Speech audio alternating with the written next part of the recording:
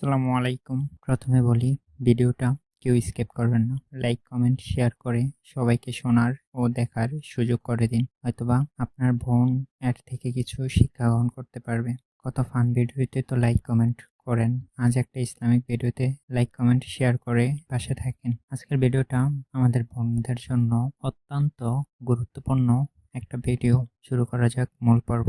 একদিন এক আল্লাহর ওলি একটি কবরের পাশ দিয়ে হেঁটে যাচ্ছিলেন। তখন তিনি দেখতে পেলেন কবরের ভিতর থেকে দোয়া বের হচ্ছে এবং কবর থেকে কান্নার শব্দ ভেসে আসছে। আল্লাহর ওলি এই দৃশ্য দেখে থমকে গেলেন।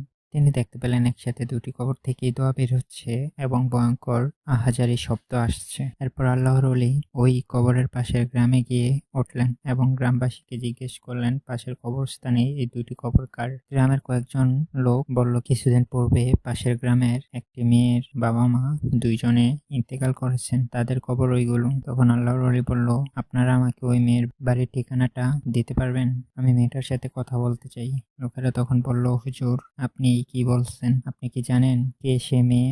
মেয়েটি হলো ওই গ্রামের বিখ্যাত একটা নষ্টা মেয়ে, যে দিনের বেলা সারাদিন ঘুমায় আর রাতের বেলা পরপুরুষের সাথে বাজে কাজ করে। মেয়েটি দেখতে অনেক সুন্দর, তাই দূর দূরান্তের অনেক পুরুষ এসে টাকার মাধ্যমে মিলিত হয়। আপনাকে দেখে মনে হচ্ছে আপনি আল্লাহর একজন বুজুর্গ ব্যক্তি। মনে হচ্ছে আপনি কেন ওই নষ্টা মেয়ের সাথে দেখা করতে চাচ্ছেন? আল্লাহর ওলি তখন বলল, মেয়েটি যাই হোক না কেন, আমার তার সাথে কথা বলা দরকার। আপনারা বলুন, আমি কিভাবে তার বাড়িতে যেতে পারবো?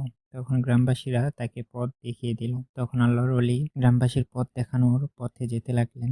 যেতে যেতে ওই মেয়েটির বাড়ির কাছে গিয়ে একজন লোককে বললেন, এটা কি গোলাপির বাড়ি? তখন লোকটি বলল, জি, এটা গোলাপির বাড়ি। তখন আল্লাহর ওলি বাড়ির সামনে গিয়ে বললেন, বাড়িতে কেউ আছেন? তখন বাড়ির ভিতর থেকে একজন মহিলা বের হয়ে এলেন। বললেন, জি বলুন, কি বলতে চান? তখন আল্লাহর ওলি বলল, আপনার নাম কি গোলাপি? মহিলাটা বলল, না, আমি এইখানে কাজ করি। ম্যাডাম ওই পুকুর পাড়ে গোসল করতে গেছেন, আপনি পুকুর পাড়ে গেলে তাকে পাবেন। তখন আল্লাহর ওলি পুকুর পাড়ে গিয়ে দেখতে পেলেন মেয়েটি পুকুর পাড়ে বসে গোসল করার প্রস্তুতি নিচ্ছে। আল্লাহর ওলিকে দেখে মেয়েটি থমকে গেল। তখন মেয়েটি বলল, হুজুর, আপনি কেন এখানে আসলেন? তখন আল্লাহর ওলি বলল, আমি তোমার সাথে কিছু বিশেষ কথা বলতে চাই। মেয়েটি তখন বলল, হুজুর, সবাই তো আমার কাছে একটি কারণে আসে, কিন্তু আপনাকে দেখে মনে হচ্ছে আপনি আল্লাহর একজন বুজুর্গ ব্যক্তি। কিন্তু আমার মতো একটা নষ্টা মেয়ের সাথে আপনার কি এমন কথা থাকতে পারে? হুজুর তখন বলল, আমি তোমাকে কিছু প্রশ্ন করব, তুমি কি সঠিক জবাব দিবে? তখন মেয়েটি বলল, হুজুর, আমি নষ্টা মেয়ে হতে পারি, আমি চরিত্রহীন মেয়ে হতে পারি, কিন্তু সব সময় সত্য কথা বলি, মিথ্যে কথা বলি না। আপনি বলুন, কি জানতে চান? আল্লাহর ওলি বলল, কিছুদিন আগে তোমার বাবা